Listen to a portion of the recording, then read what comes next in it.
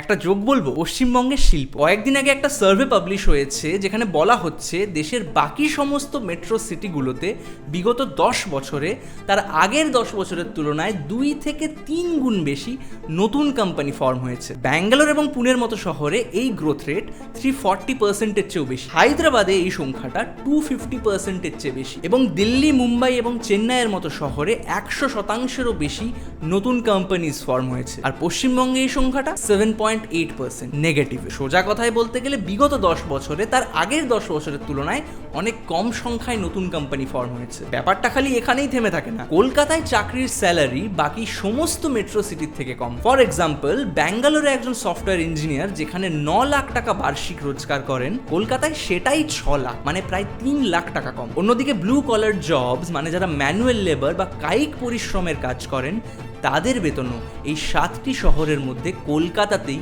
সব থেকে কম। মানে দুয়ারে উন্নয়ন আস্তে আস্তে এত কাছে চলে এসেছে যে রাজ্যে তো সরকারি চাকরি আর নেই। অন্যদিকে শিল্প বলতে যা দেখতে পাচ্ছি বেঁচে আছে খালি চপ শিল্প, ঘুগনি শিল্প ইত্যাদি। তাই পশ্চিমবাংলার মানুষ পরিযায়ী শ্রমিক হয়ে অন্য রাজ্যে গিয়ে দ্বিতীয় শ্রেণীর নাগরিকের জীবনযাপন করছেন, আর কলকাতা রোজ রূপান্তরিত হচ্ছে এক বিশাল বড় বৃদ্ধাশ্রমে। মেট্রো সিটি মানে আমরা জানি মহানগর, তবে এইভাবে চলতে থাকলে আস্তে আস্তে এই মহানগরটা কবে যে একটা জনশূন্য খাঁ পুরী হয়ে যাবে আমরা হয়তো ধরতেও পারবো না।